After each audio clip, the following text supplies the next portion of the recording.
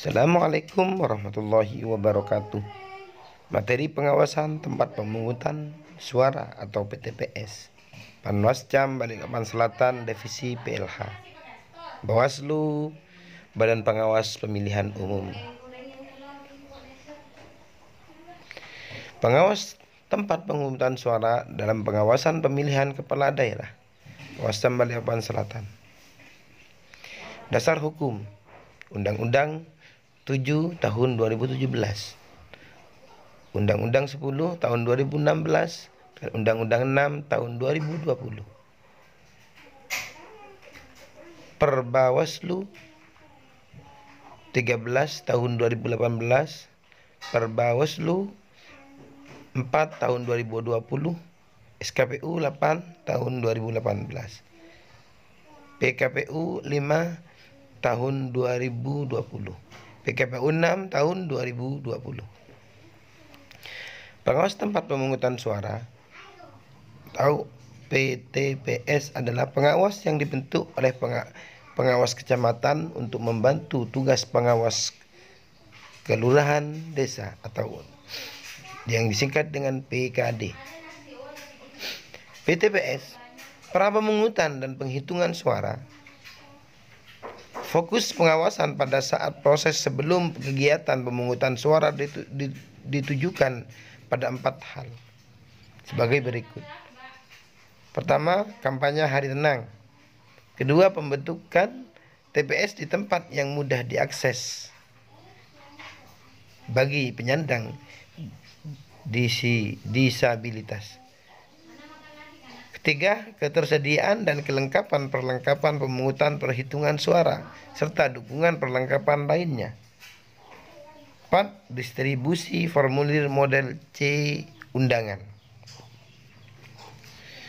Langkah-langkah pengawasan.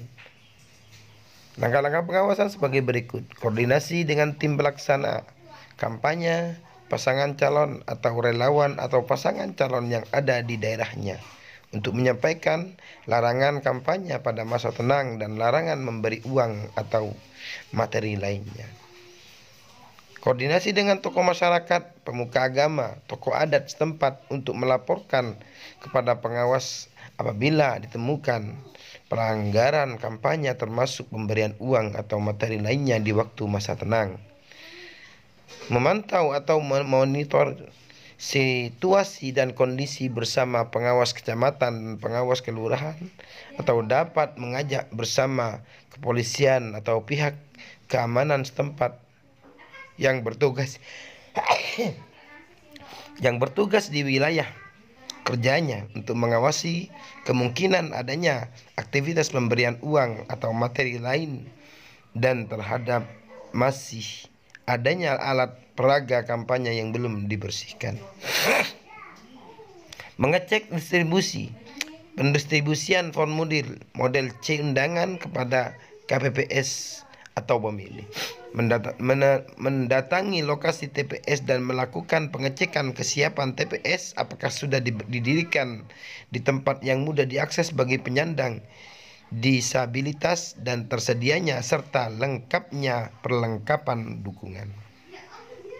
Memastikan formulir model C undangan yang tidak terdistribusi sudah berada di TPS dan diamankan dan dipastikan utuh jumlahnya.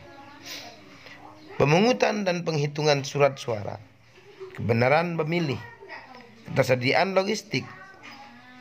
Ketaatan prosedur pemungutan suara dengan prokes dan netralitas petugas. Persiapan pemungutan, datang ke TPS pukul 6.00 waktu setempat dan pada hari pemungutan suara. Memeriksa lokasi TPS dan perlengkapan pemungutan suara. Memastikan saksi yang hadir memiliki mandat dan hanya 1 orang yang berada di dalam TPS. Nah, bila TPS-nya saksinya terdiri dari 2, maka yang bisa masuk hanya 1. Memastikan agar salinan DPT dan daftar calon ditempel di papan pengumuman. Jika tidak, maka pengawas menyarankan agar segera ditempel. Mengingatkan agar yang berada di dalam TPS adalah petugas, saksi dan pemilih yang hadir dan menggunakan hak pilihnya. Menyaksikan pelaksanaan sumpah anggota KPPS, menyaksikan pembukaan kotak suara, dan menghitung jenis dan jumlah logistik yang ada di dalam kotak serta mencatatnya. Pasca pemungutan suara, mengawal hasil pemungutan dan perhitungan surat suara di TPS menuju PPS atau PPK. Tahapan pengawasan pilkada di kelurahan, pelaksanaan pemutakhiran data, pelaksanaan kampanye, distribusi logistik, pemungutan suara, pengumuman hasil perhitungan suara di TPS, pengumuman hasil perhitungan suara di TPS, pergerakan surat tabulasi hasil perhitungan suara ke PPK, pemungutan suara ulang, lanjutan, dan susulan.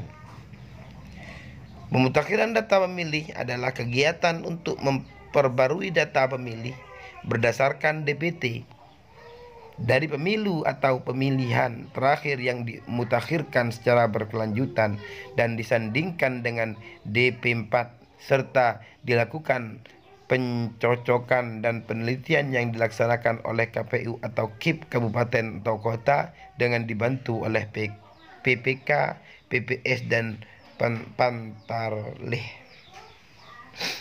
Jenis daftar pemilih DPT adalah daftar pemilih adalah data pemilih yang disusun oleh KPU atau KIP kabupaten atau kota berdasarkan hasil penyandingan data pemilih tetap pemilu atau pemilihan terakhir yang dimutakhirkan secara berkelanjutan dengan DP4 untuk selanjutnya dijadikan bahan dalam melakukan pemutakhiran. DPTB adalah daftar pemilih yang tidak terdaftar sebagai pemilih di DPT namun memenuhi syarat sebagai pemilih dan dilayani penggunaan hak pilihnya pada hari dan tanggal pemutakhiran suara. Syarat pemilih DPTB: 1. Memenuhi syarat sebagai pemilih, yaitu berumur 17 tahun atau di bawah 17 tahun tapi telah pernah menikah. 2. Memiliki KTP atau suket. Hanya bisa memiliki sesuai alamat di KTP atau suket.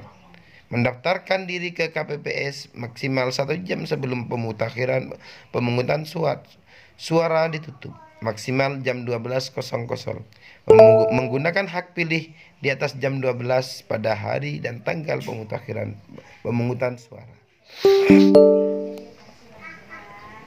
DPPH adalah daftar pemilih yang telah terdaftar sebagai pemilih di DPT namun menggunakan hak pilihnya di TPS lain.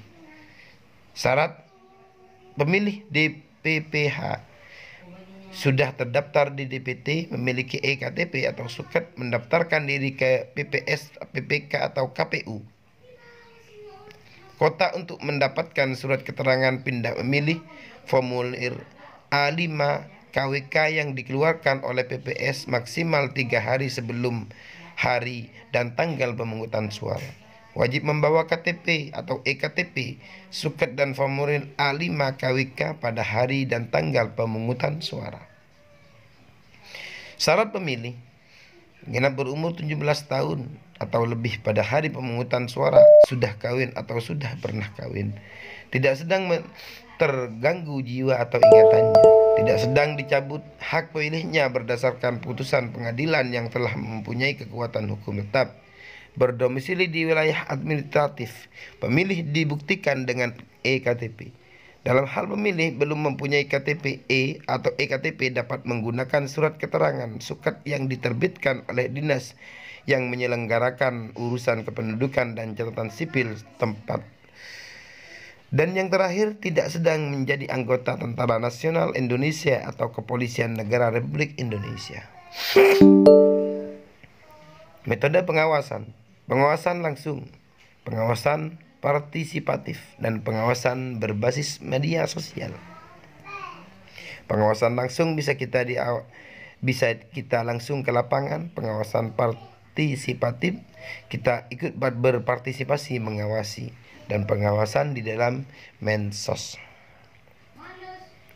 Strategi pencegahan pelanggaran, koordinasi dengan instansi terkait, sosialisasi masyarakat dan publikasi. Penanganan pelanggaran.